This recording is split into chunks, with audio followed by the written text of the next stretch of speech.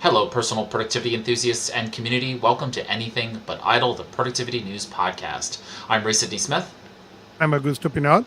and we're your hosts for Anything But Idle. This is episode 113, and we're recording this on May 8th, 2023. Each week, we cover the productivity news headlines of the week, so you know what's going on in the current state of tools, technology, all of that fun stuff in the world of personal productivity. And with that, let's get into our headlines. Augusto, what's our first headline this week? Well, the first article we have comes from Becoming a Minimalist, and it is a guest article. And it's called The Four Reasons You Are Not Taking Action. And as we know, action is everything. Action is the core of productivity. And they mention four. You are allodopsopathic. That basically means you are afraid of other people's opinion. You are the perfectionist kind. You are distracted, and according to them, 47% are into that. And then you are burned, and you are that person who has been burned out and now live what if, but doesn't progress. It was a well-written article. It wasn't interesting. I don't think I have ever met somebody who is stuck on one of those categories. I think people cycle to those. It is not that you are always the perfectionist. No, no. Some days you may wake up perfectionist, and then the next day you wake up burn, and then the next one you wake up something else. So, but it's interesting to see the difference between one and the other. Our next article. The next article is from Darius Fox, and it is a very, very awesome article. It's called System versus Flexibility: Why Rigidity is the Enemy of Modern Success.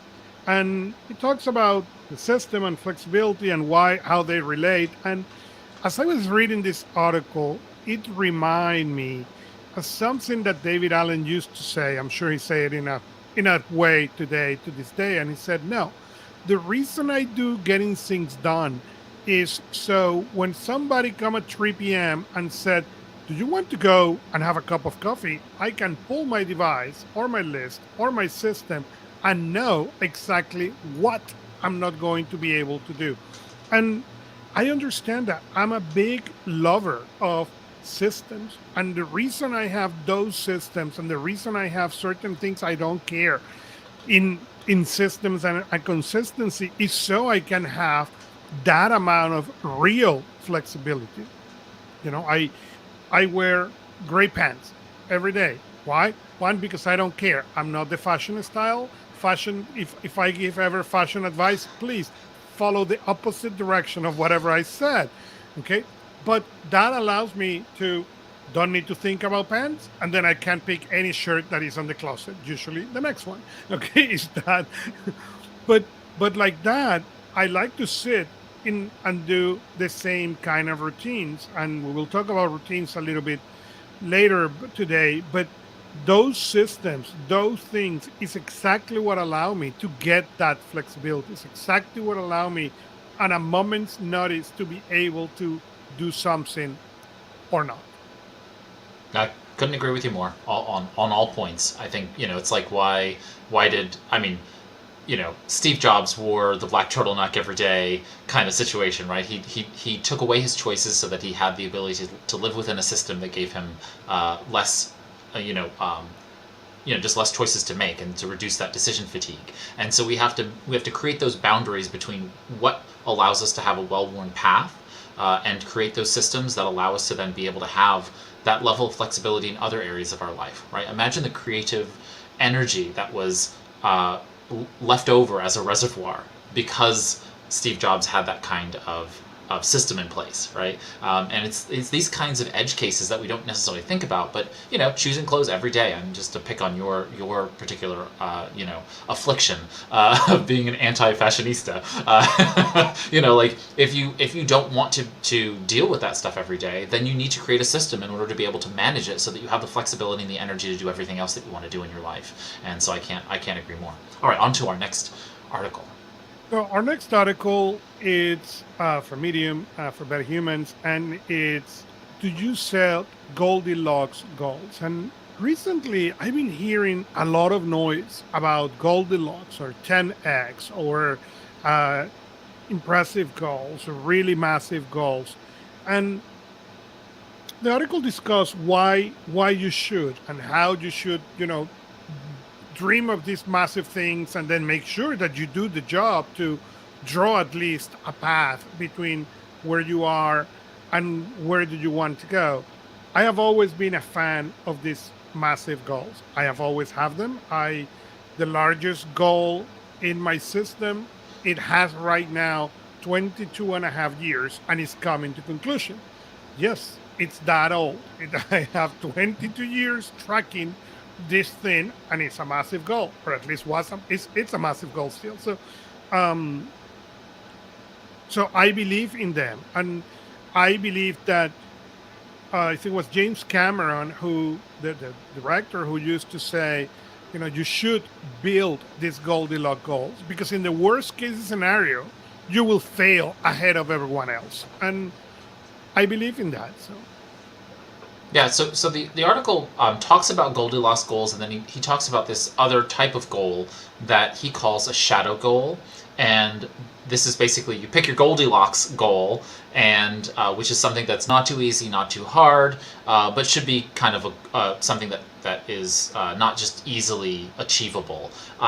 I always call these stretch goals, and that's kind of what I've always heard them as a term for.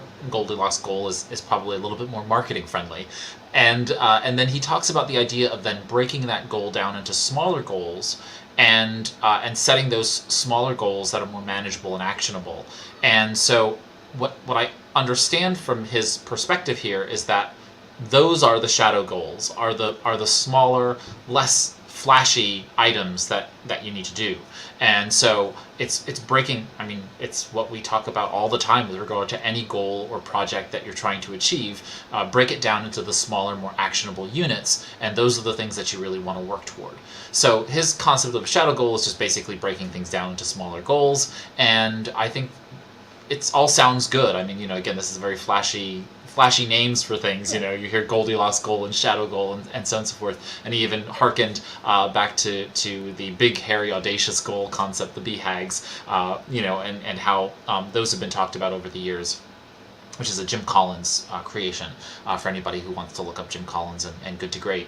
But the thing that I find to be really important for us all is that, whether we create goals or we share those goals with others, whether we create really big goals or whether we create really small goals, is that we are actually implementing them within a context, within a framework that allows us to be able to achieve them.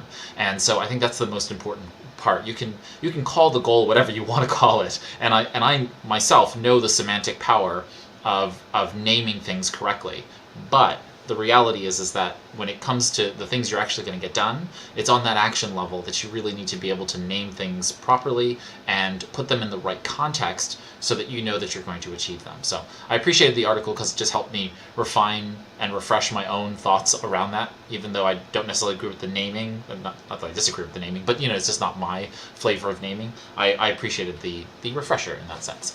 On to our next Our article. next article is from Productive Flourishing, and it is time to rethink your routines. And, the only thing I will add to that article that we were talking about, systems flexibility, is routines. I think is systems routines, that's where the flexibility comes.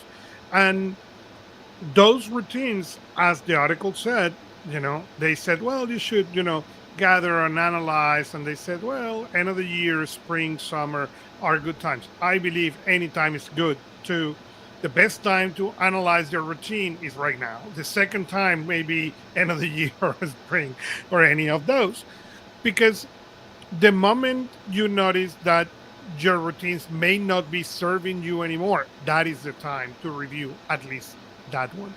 In my case, I have a set of, every 13 weeks, I go and at least review. They are in writing, and I try to make sure to reevaluate them every 13 weeks. Don't need to be an in-depth review. Many of the times it's just read over and say, yeah, this is still fine and it's still valid. I have shared on other shows like Productivity Cast or um, And I have shared about my technology card, and the technology card fits into this. Is it describes anything that I have in the technology in my technology world and how those routines with those devices work. It works exactly the same for me. Yeah, you know how much of a fan I am of routines. I think that the idea of us focusing on habits is fundamentally flawed in the personal productivity space. Habits are difficult to create. They are not the lattice work. They're not the system or the framework in which habits develop. Habits are something that happened automatically, and they happen by repetition, and that needs a framework. You can't just go and say, I'm going to start a habit, and then all of a sudden have a habit. Habits take a tremendous amount of time to develop, depending upon their complexity. And so routines are really where the rubber meets the road for being able to truly have more productivity. And productivity being getting the right things done in the right time, place, with the right resources, and so it's making sure that you're doing all of those things. I really love, uh, is this Charlie Gilkey's, No, it wasn't is Charlie. It was one of his writers, but yes, Gotcha. Okay, but this is Charlie Gilkey's site, and so yeah. I really like the idea behind the idea of the routines audit. I do something similar with my own clients. I love walking through and saying, okay, what do you do every day? Let's figure that out. And it's just a fundamental necessity to be able to identify what are the things that you do every day, and that is your current routines or set of routines. That's your routine or routines, and we can break those into fundamental parts, and then we can do an analysis of them. So I just love this idea of doing a routines audit.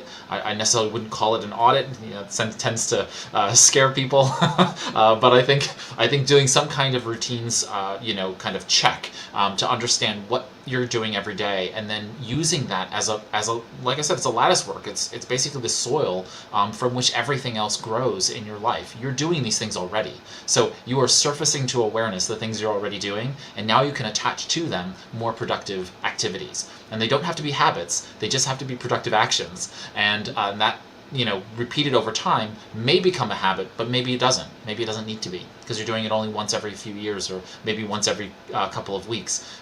You need to make sure that you're taking advantage of your routines on a regular basis. Yeah. All right, on to our next article. Our next article is from Lifehack, from Leon Ho, and it talks about the things that matter and how to find that. And it talks about an interview they did in their podcast to Connor Swenson and his book Make Time, and basically they cover the book. Hey, focus on one thing, then learn to listen to your gut, your instinct when you prioritize and set boundaries. You know, things that we should do and we forget. It's very easy to blurry those boundaries. It's very easy to let the urgent take the name of the importance, in the words of Dr. Covey, and we forget to listen to those things, to what we are focusing, when we are focusing on stuff, and that takes away. Yep. I've read Make Time. It's a great book, and I highly suggest folks pick it up. And in the article, there is an interview um, with the author, Sure. Connor Swenson, and it has, what's his name in it, and my name, it's escaping me now, but you'll recognize his face when you see it. It's escaping me now, but definitely worth watching the interview, because I think it's definitely something where Connor kind of opens up some of the fundamental pieces of that whole space. So, all right, on to our next article.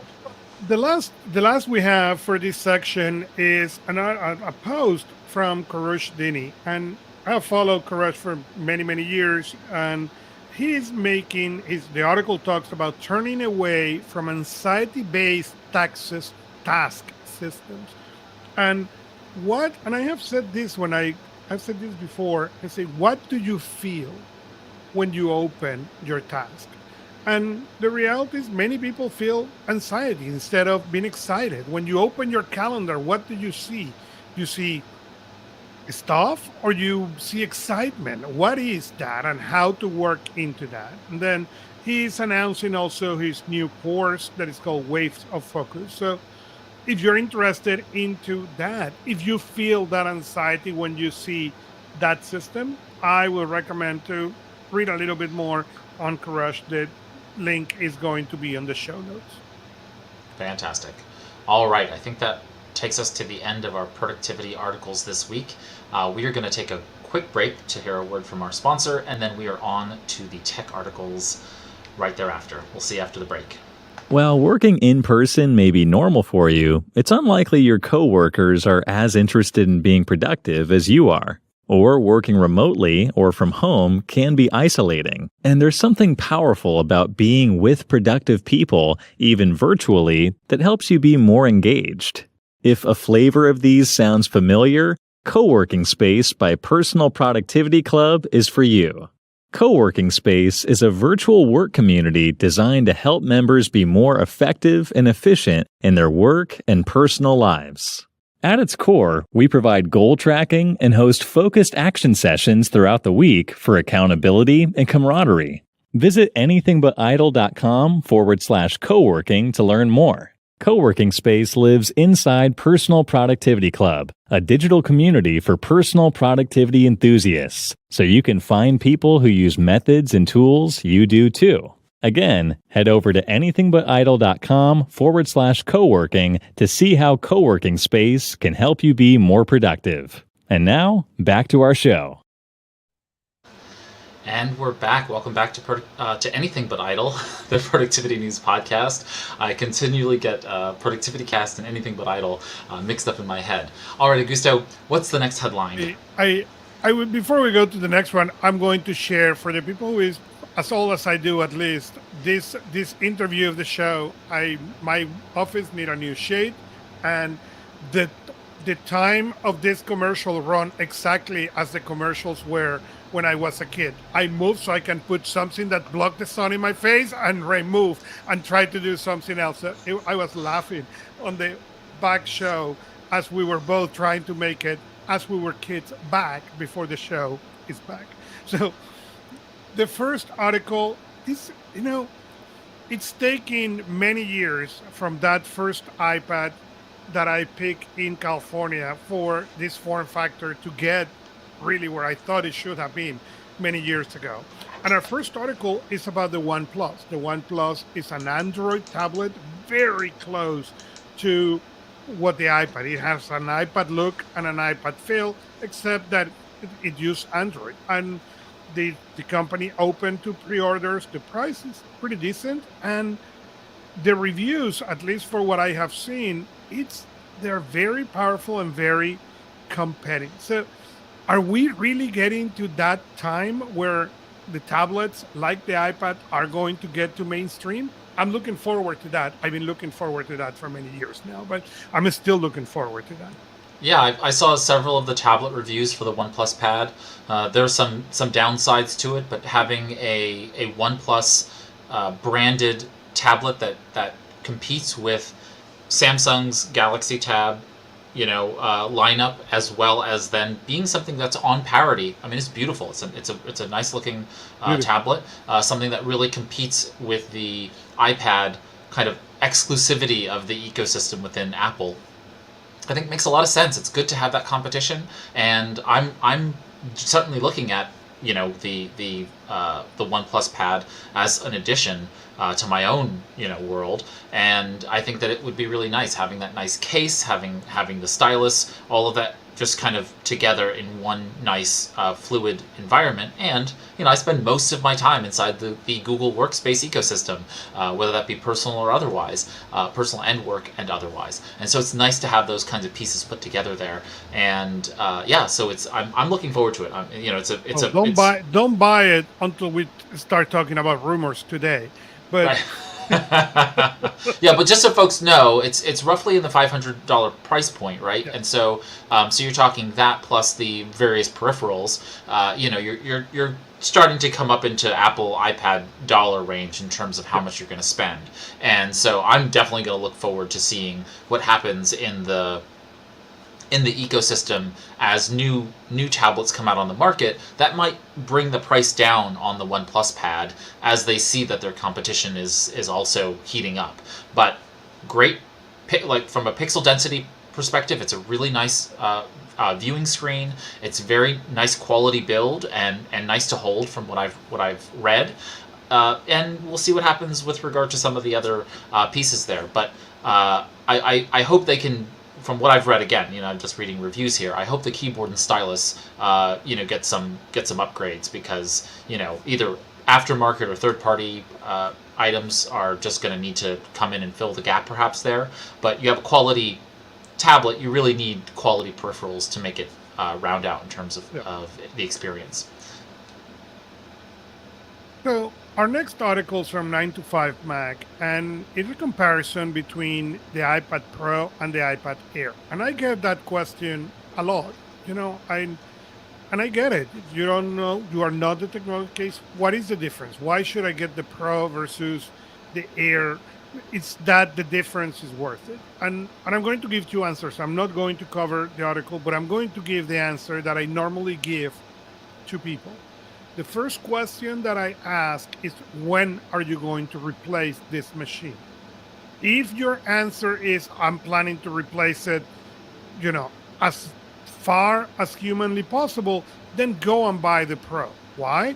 Because Apple tend to keep the Pro in the update circle much longer than the non-Pro machine, number one. Number two, the iPad Air versus the Pro, it has a storage limitation. The iPad Air has a maximum of 256 gigabytes, while the Pro can go up to 2 terabytes. So get a larger machine and look at the machine you are using and at least double, so you can have that longevity. The rest of the things, from the geek perspective, are very fun to read, but I tend to believe those are the two big main point for most users. You're the expert. I'm going to leave it to you. So our next article comes from Stout Cantor is saying that Microsoft Edge is not longer the world's second desktop browser. Safari has taken back that place of second place. But I'm going to assume it's a good thing for Apple. Talking to Apple comes our next article, and is the global smartphone market continued to fall in Q1, being iPhone the only exception. Most of the companies' shipments went down 8 to 22%. Apple got a growth of 3%. But I was very curious about this because I was not expecting the decline on at least on phones. That was a surprise for me, because what I seen is more and more people making those phones their main device, making the phone, the device that they use over their laptops and their tablets. So are the phones getting to the point that are so powerful that now we're not replacing them that much, and that's the reason of the decline? I don't know. Yeah, I think when we fundamentally look at the market, we put a lot of phones in a lot of people's hands throughout the pandemic. And I think it became a necessity for a lot of folks to be able to get their actual work done. And that forced a lot of people to go into that space. At the same time, those of us who can afford to have a replacement phone, or replacing our phones on a more regular basis, or we have multiple phones, those people with multiple devices, we've been being told for more than a year now, a year plus, that we're in a recession, right? And so everybody's been tightening their belts. They continue to keep, spouting this nonsense that we're in a recession and that the recession's coming. And all that does is it hurts consumer confidence, and doesn't really, a recession is always a thing of the past, right? It is a metric of what happened, not a metric of what is happening. And so, why tell me that I'm in a recession when I can't do anything about it? Because it's something that I'm living in the midst of, right? And so I fundamentally disagree with the way in which the media talks about recessions. They should just tell me the numbers of what's going on and try not to give this nonstop. Recession just sounds like a scary boogeyman for them to talk about all the time. And unfortunately, we've had supply chain issues and labor shortage issues and all kinds of other things related to both the pandemic and otherwise. But we have this uneven economic climate, and I think that probably has a lot more to do with why not more cell phones are being both put into the hands of new people, but also now you're right in the sense that I think phones are just better quality build and they're lasting longer, and so their mean time before failure, which is something that manufacturers put in, manufacture products to fail for, right? That mean time before failure is what they build for, that planned obsolescence. I think that they're just higher quality products now, and we're seeing them last longer. But I think a lot of it also has to do with consumer confidence. I think it's diminishing because of the constant, we're in a recession repetition. And I think that I think in the next few quarters we'll probably see people start to like numb to that and being like, well, you keep telling us we are, but we see the jobs numbers, we see the global market continue to churn right along, and they'll basically overcome that. I hope you're right into that one. So our next article is T-Mobile see another data breach. It's compromising social numbers and other stuff for a small group of people. And so if you're a T-Mobile user, pay attention, and hopefully you don't receive your letter.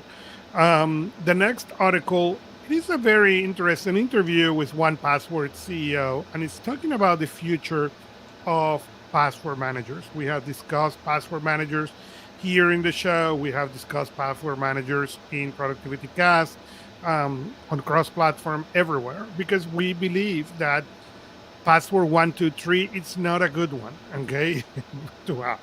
And put it in a post-it under your laptop, that's also not a good strategy. So using tools like 1Password, using tools like, I forgot the name of the one you used to have, or you have. I use Bitwarden. Bitwarden. So Bitwarden allows you to have this. So this is an interesting interview with the CEO. What are the changes? What is 1Password thinking and doing about passkeys, and how they're protecting the data, how they're linking stuff. I use particularly 1Password. It's been great over the years. I think before that, I used one called Splash ID, and I think my year of birth just fall on the floor. But that's how old I've been using these things to create passwords better than 123.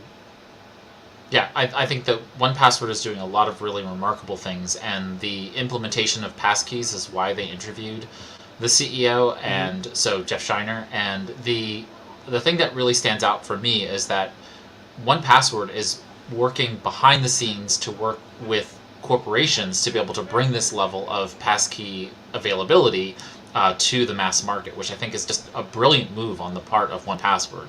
And because, think about it, like, is Best Buy or Walmart going to really be the best people to manage and maintain, passkeys compatibility and security? Probably not. They have good, if not great, IT departments and so on and so forth, and maybe they have a great CISO, but which is the security officer at the organization. But the reality is that CTO, CISO, all of those folks can't be that explicitly focused on password management and that identity management piece. And I think that having third-party vendors who can do that work are gonna just do it better. They're gonna keep it up to date better. So I found that to be really fascinating to me, that maybe at some point they can provide this to small business owners through some kind of program, so that it's not just large corporations that can afford a 1Password type identity management piece, but maybe smaller businesses can as well. So if Jeff Shiner or any of the 1Password folks are listening, reach out and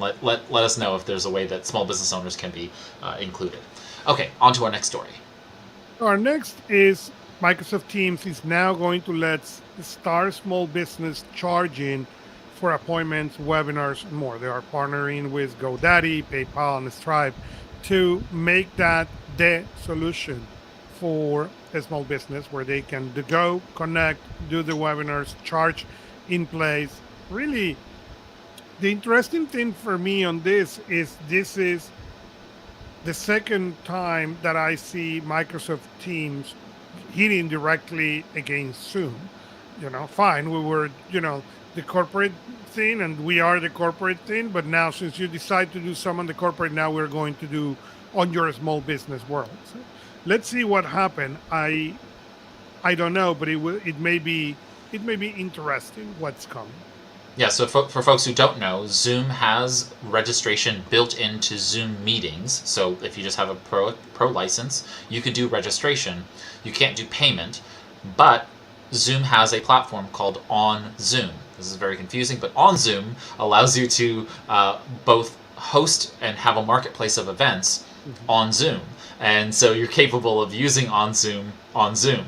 So the idea then is that you can charge a fee and have people come into the platform. Now, the last time I used it and played around with it, it was more than a year ago, and it was US only. I think they have, hopefully they have expanded it beyond that now. But the idea behind On Zoom is to do some of the things that Microsoft Teams is currently doing. So this is not caked directly into the Zoom meeting client, like Microsoft Teams is trying to do here with that. And so I'm really glad that Microsoft is doing this. This is going to open up the ability for small business owners to be able to charge at the door for meetings in so many different ways. Now, I hope that it is not clunky as hell. I mean, that's my real challenge with Microsoft implementing those kinds of things, is that these tend to be just very, very clunky. And Microsoft Forms, for example, folks, I mean, Microsoft Forms team, come on, like, don't do this to us. A form should be one of the most frictionless experiences. And not to get up on my soapbox, but Microsoft Forms is very little to be desired in that category. So I would really like to see Microsoft Teams, with this whole partnership with GoDaddy, PayPal, and Stripe, make the payment process really seamless for those Teams business users to be able to take payment. So great idea. Now it's all about implementation and execution to make this a nice experience for people. And so I'm going to cross my fingers there. Well, make sure you cross them. That's all that I'm going to say about that. My fingers and my toes. Jeez. So our next one is Microsoft is forcing Outlook and Teams to open links in Microsoft Edge. And IT admins are not that happy. That's not supposed to be by default, but apparently Microsoft, oops, and only open on Edge. I think that was not an oops. I think that's a deliberate attempt on Microsoft's part. I'm trying to be kind in here. No. I'm calling it like it is. The fairly skeptical view is that Edge has been losing the number of users, and Microsoft wants to continue to compete with Safari. They know they can't compete with Chrome anymore, so they definitely want to compete with Safari. And honestly, with Vivaldi and Brave and some of the other smaller browsers that are out there, Microsoft has the ability to have a large install base just because, right? They are Microsoft, and they have this large user base to be able to do that. But the reality is that they can't play these antics. This is really going to come back and bite them worse than it already has. And a long time, it's not going to build trust. You have to trust your browser, right? You are exposing so much of your life to the browser today. You really need to trust the browser. And when they're playing these kinds of games, it's just not kosher to me. So, all right, onward. Well, the next one is all yours. It's an article from Chrome. Unbox and say, I shouldn't be this excited, but now I can use emojis on my Google Doc. Well, so this is even more important. So this is inside of a Google document. I am going to place a comment in the Google document that Augusto and I share for every show. Now, when Augusto hovers over the comment that I've just written, he can now actually click on an emoji icon to react to the comment itself. So to date, you've actually been able to highlight text within the text of a Google Doc and apply an emoji reaction. Okay, so that's been in there for some time now. But now within the comment itself, you can highlight on any line of a comment and you'll see an emoji reaction button, and you'll be able to then go ahead and place an emoji on it, which is just super helpful, because then you don't have to do the additional work of having to write the same thing over again or show agreement. You can just put a checkbox, or be like, I disagree with this, put a thumbs down. There could be some really great ways in which we could be more productive in the comments, not in the body of the document itself. And so now I can say, oh, you know what? Everybody who agrees with us changing this line to X, Y, and Z, go ahead and gives a thumbs up. Those who disagree, give a thumbs down. Now everyone can do that, and now right there in the comments, we've made a really quick decision. And we go on with our days, right? As opposed to having lots of people have to +1 in the comments below. I'm not sure if you've ever experienced that, but I have, and it's very, very annoying because you have to tabulate how many people +1 and -1 and so on and so forth. Mm-hmm. And this is just a really easy way for you to be able to do it. So I really applaud Google for applying this piece out there. I'll also note that in Google Spaces chat, or in Google Chat generally, I believe, we are now getting threaded discussions. And so now when you are in that kind of Google Chat and you have multiple responses to the same message, you're seeing those threaded discussions. It should be rolling out to everyone. I have not yet seen it in my own installation, so I'm still waiting for it to happen. But man, that is going to clean up so many just... I can't ever understand the context of a conversation that I'm in when I'm inside of a Google Spaces chat, and we use a lot of Google Spaces chats in my work, and so I want to be able to see those things in line. And so they seem like minor things, but they are huge productivity improvements when you see this kind of inline emoji reaction in the comments, and then also this inline threading within Google Spaces chat. Well, the Google Chrome 1.13, it's out, so you can go. Google Chrome was arrived for everything, Mac Linux, Windows, and so upgrade your Google. And there is a new editor for Chromebooks for Google Photos. I don't know if you have used it. I have not. I have not used it, but if you are into photos, basically, if you have a Chromebook, Google is now allowing you to use, a Chrome OS experience similar to what iMovie is for the Apple ecosystem. So the reviews are interesting, I'm going to say. And the next one, that our next article is Google is planning to add end-to-end encryption to their authenticator, so that way they will make that authenticator safer. Yeah, so last week we talked about the fact that Google did release the ability to synchronize your Google Authenticator one-time passwords across multiple devices, so you can have them across iOS and Android, all of them in synchronization, which means that you don't have to worry about having to export and import them all across the various devices as you once had to, but they are not E2EE, end-to-end encrypted. Google is now, after quite a bit of backlash, coming out and saying, oh yeah, by the way, it's in our plans and we're going to make that happen. And so, I understand where they're coming from. They're going to get a lot of customer support calls when people go ahead and lock themselves out of devices. But I think this is the right thing to do. And they're just going to have to figure out how to make this a seamless process for folks just going forward. So the pressure is appropriate, and I look forward to seeing that E2EE availability on all the authenticator accounts. Yeah. So we have talked about WhatsApp, and there is a love-hate relationship with WhatsApp, but they are releasing a feature that I am excited. I don't think I've not been excited about WhatsApp since the time I could use something different than BlackBerry Messenger. And that was, again, very many years back. I dislike voice messages from the bottom of my heart.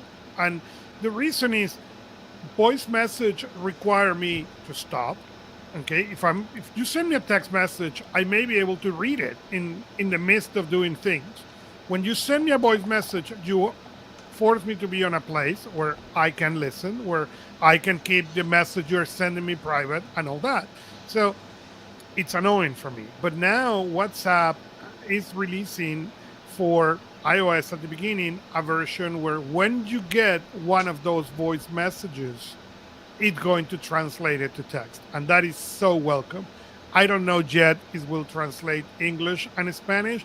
That would be awesome. I'm sure it's not going to happen yet, but it's still, I'm very looking forward to get that happening.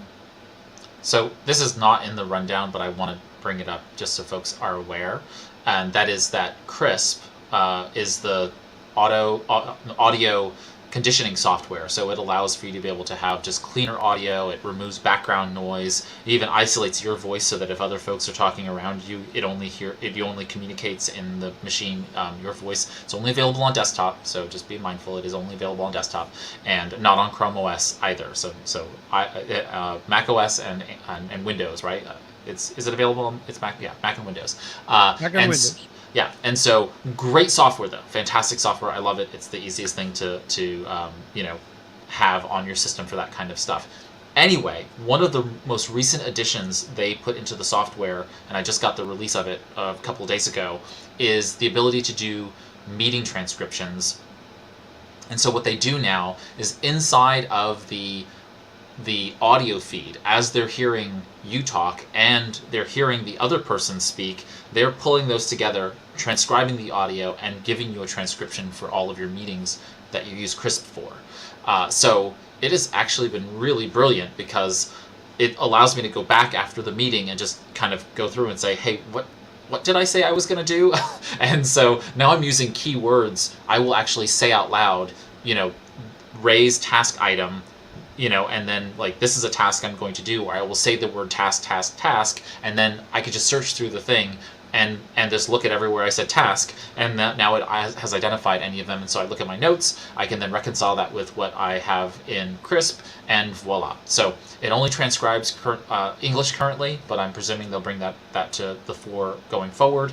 The audio never leaves your device, so all of that is being processed on the device itself, which is great for privacy purposes. So it's just producing that transcript, and so I'm actually really pleased with that addition to Crisp, and I imagine they're trying to make themselves more valuable going forward, and I think this is certainly one of those ways in which they can do that. All right, so with our productivity technology articles done, we move our way on to new tools of the week. And so every week, Augusto and I come across many personal development, time management, task management, project management, and other productivity collaboration tools every week. And so we take some of those and we keep those for our segment, New Tools of the Week. And each of us usually brings you one of those. And so my first tool this week is a tool called Wisdolia. And Wisdolia is really interesting because it allows you to create flashcards out of really any site, which is remarkably helpful. And I am trying to bring it up on screen and I cannot, so we're just not going to. All right, there we go. So Wisdolia is I just think really, really cool. And if I could only find it, where is my Wisdolia? Another really quick tip is if you ever can't find something in Chrome or any Chromium-based browser, Control-Shift-A, and it will give you a little search screen that takes you to where you want to, where you want to be. So you could basically Control-Shift-A, type in this case, Wisdolia, and voila, you are there. And so Wisdolia allows you to go ahead and I'm gonna fight the fight. Last time I couldn't do it, and I'm gonna do it again this time. All right, here we go. All right, Augusto, do you see my screen? Nope. It is there, but let's see. Now I see your screen. Now it's fantastic. All right, so this is Wisdolia. I apologize about the tech issues, but I wanted to make it work. So this is Wisdolia. What it does is it allows you to generate flashcards from articles, PDFs, and YouTube. And it's really quite simple. You install the browser plugin, and this works, of course, in Chrome or any Chromium-based browser, so that's Edge, Vivaldi, Browser, Brave, you name it. And it auto-generates from the content of that video, that PDF, or that web page a series of flashcards.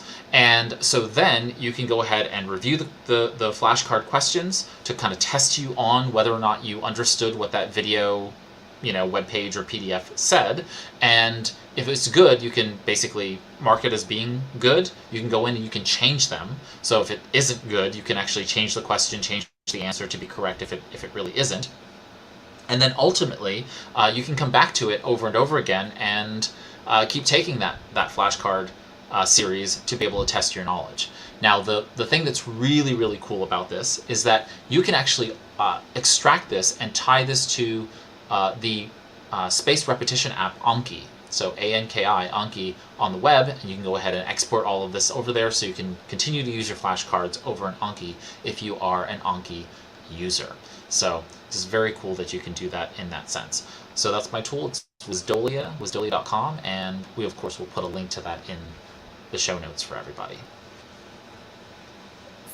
I want to bring first an article, and the article talks about the tool. It's a recent article from Michael Slewinski, Michael.team, the CEO of Nosby, and he's talking about his travel pouch, and he talks about why he used two pouches, one pouch, a larger pouch for traveling, and what he calls his everyday pouch, what he used every day. And the second link you will get in the show notes is the brand I use. It's called Waterfield Design, the San Francisco bags they used to be called.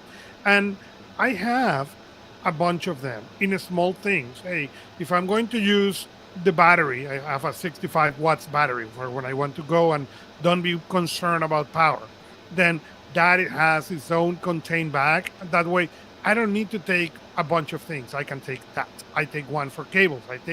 I have a bunch of small ones because it's easy for me to add what I want and build it really customizable, what I want to build, than have a big one.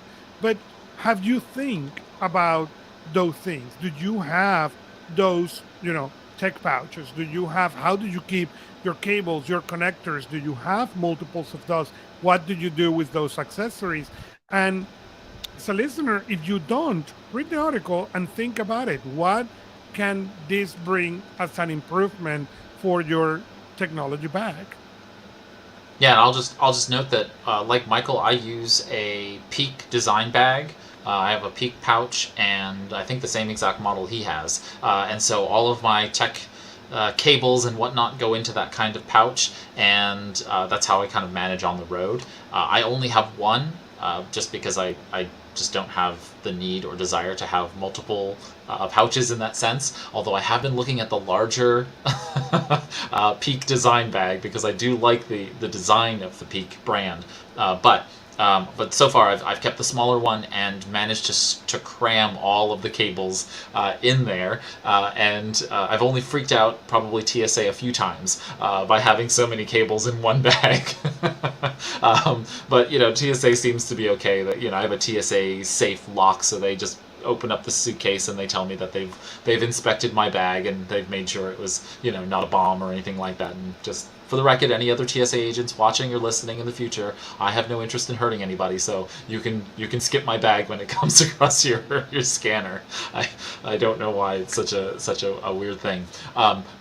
Anyway, moving right along to our featured story this week. Our featured story this week is, of course, that Evernote has released real-time collaborative editing. And I don't know if you have played around with this, Augusto, but I will just give kind of a preface for everyone, and then we can kind of discuss some of the particulars, and if I can answer any questions. So those of you who may not know, I'm an Evernote certified expert, and so I spend a lot of my time in and around the concept of teaching Evernote to folks. And Evernote has always been a one individual in one note at a time product. So you have been able to open a note and edit that note. Other folks could open it and see that note, but they were really looking at a more static picture of that note until it refreshed in the system. And so you were locked out from collaborative work in an individual note. And it's always been fairly frustrating to me. I mean, this is going back to 2009. This was frustrating to me and has always limited the way in which I used Evernote. So starting about a month ago, Evernote started to release this item in preview, this feature in preview. And you may have noticed it if you saw a little preview icon that appeared in your Evernote desktop and mobile applications. And so now it is fully out there for everybody. And the idea is that you now have the ability to real-time edit, meaning that Augusto and I, and as many other people as we want to, can share the same note and be utilizing that same note at the same time. This is fundamentally changing the way in which I think about Evernote and how I would use Evernote, and I just think that this is really great for everybody to have. So think Google Docs or Google Sheets, where you can invite everybody can be working in the same Google document, the same Google Sheet at the same time. And at the same kind of in the same vein of that, you're also capable of interacting and sharing with all of the elements within that. So unlike a Docs document, Google Docs document, you can't put a PDF in there and put in some images and then move those images around and edit them. You can do all of that inside of the inside of the Evernote note editor now, right? So I can place an image into a note, and then it's shared automatically with Augusto. He can have it on screen, and now he can open it, start annotating it, and annotate it in real time, and then save it back into the note, and now I can see it in real time as well. So we have that kind of fluidity that I think is going to be really, really powerful for us all to be able to better collaborate. Now, you say, wait a second, my Evernote is my personal knowledge management system, and I have no reason to share it with anybody else but myself. Well, this is where it really benefits me as well, because I've been keeping the same note open on many different devices over time, and it's always frustrated me that I would have to like close a note and reopen it to make it unlock so that I can now. No issues. If I'm on one device, I can fluidly keep those notes open on all of my devices all the time, and I can just go to that note and say, okay, I'm going to continue working on this note here. And so what if I have it open on some other device? It doesn't really matter. The device knows that I've got it open here, and it keeps those things in sync for me. And so even by yourself, it really provides you a great great capability. And again, that's Evernote Web, all the mobile applications and all the desktop applications. So you're really given that seamless capability across those tools. Now there are going to be some places where you're gonna just always going to have a problem, right? Say you open up that note on your desktop, and then you disconnect from the web, and then you go and open up that document on another device that is on the web, and you start making changes. Obviously there's going to be a note conflict because you're making those changes in those multiple places. But as long as it shows you as being in real-time sync, and you can see your little head, your little profile image with the circle in the document, and you can see your other profile circle in the document, and you're both working on it, you're basically in real-time sync. So very, very cool stuff coming from Evernote. I give them a lot of credit. So this is the end of our feature article. We have a couple of interesting announcements. One is Apple share the Mother's Day gift guide that happened on the United States on Monday, May the 14th. So for the mothers who listen to this show, happy Mother's Day. And apparently Apple thinks that there is no way better to love your mother than an Apple product. But the second thing is a very interesting article, and it's the New York Police Department is encouraging car owners to use our tags to deter the theft of this. And they're even giving 500 air tags. That I laugh at the number because for New York, that's like a drop in the bucket. But they're doing that. So I'll stop you there for just a moment, but please ignore the New York Police Department here. This is ridiculous that they are giving away free AirTags. This is not going to deter car theft, and it's only going to create a huge problem for a lot of New Yorkers because whose account is this going to tie to? How are they going to manage the AirTags over the long term? I mean, this really hasn't been thought through very much. Nope. 500, as you said, is a drop in the bucket, and should, there's a number of different problems with this program. So, just don't.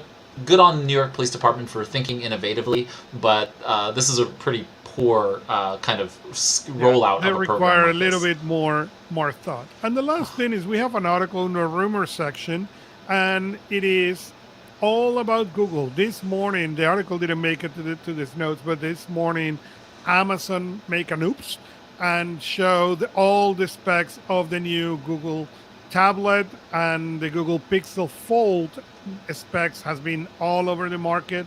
So these two devices are coming. Google is getting into the Fold market, and the Pixel Fold is expected to be announced on the 10th of May, same as the tablet. So the Fold, I'm very curious about it. No, I'm not leaving the iOS ecosystem, but I'm very curious about it because as you were talking early in the show about multiple devices and multiple phones, I have zero interest on have multiple phones, but I would love to have, multiple iPad minis connected so I can fold them and unfold them. So. Yeah, no, I've not been interested in the fold market until now. When I looked at the Surface, what was the Surface Microsoft Duo? Surface, Yeah, the the Duo. Surface Duo, and I've looked at the Samsung Galaxy Fold devices as well. None of them really appeal to me in a grand way, but I am a Pixel user. I have multiple Pixel phones, and I feel like this could very well be something that I could use as a daily driver if it were implemented correctly. Especially with an external keyboard, this becomes a real driver of me being able to get through email quickly and easily while I'm on the road. And so I see a lot of opportunity here. I'm gonna wait it out. I'm not probably gonna be the first person to buy a Pixel Fold, but I'm interested to see where this goes. I think challenging the Z Fold 4 from Samsung, I think will be the thing that tells me whether or not it's the right matchup for me. Hmm. It keeps me within the Pixel ecosystem. I have several of the Pixel Buds, Pixel Buds Pro. I've got the Pixel Watch. I'm in that ecosystem now with Google, and I'm using Google products. So it makes a lot of sense for me in that sense. And I'm curious to see whether or not it's going to have. I'm just really interested in seeing that internal screen when you open it up and just having a great feel and experience, plus the bulkiness of it. I'm really curious about how thick that fold is going to be in your pocket. I'm already annoyed by the case plus the phone for the 7 Pro. That be or the 7 XL or whatever it's called, Pixel 7 XL. That's a big phone for me. And so I would like to see what's going to happen in terms of form factor there. And, it says the device should be able to easily fit in a pocket when folded, but is that going to be like, stretching your pocket to capacity, or is that going to be a comfortable fit in your pocket? So we'll see what happens. But I'm really excited that this quote unquote rumor has now been confirmed, because I'm looking forward to seeing what happens with regard to the Pixel Fold and the new Pixel tablet. I'm not particularly interested in the Pixel branded tablets, but if it's going to challenge the OnePlus Pad in that sense and will be useful, I think that could be an interesting step in the right direction for us all. So, anything else, Augusto? No, that's all that we have today. All right, and with that, we have reached the end of Anything But Idle, the Productivity News podcast. Thank you to Augusto for running the show and getting it through every week. Thank you, Augusto. All right, everybody, if there's a story we missed, you can go ahead over to our contact page, or just go to the episode page itself, and in the comments you can let us know. You can also go to our community, which is built inside of Personal Productivity Club. So if you go to anythingbutidle.com/community, you'll be taken to a sign-up page. You can join Anything But Idle's community, and you can let us know directly inside the community with all the other listeners of Anything But Idle. We also have a Twitter account at Anything But Idle. You can tweet or DM us there, and you can also follow us across social media. You can follow Augusto or myself on social and let us know in those places as well. Feel free to subscribe to us if you're not already in Apple Podcasts or Stitcher or Google Podcasts or your favorite podcast app of choice, and let a friend know. Let a friend know that Anything But Idle exists. That helps us to grow the Anything But Idle audience, and so thank you. Until next time, here's to your productive life.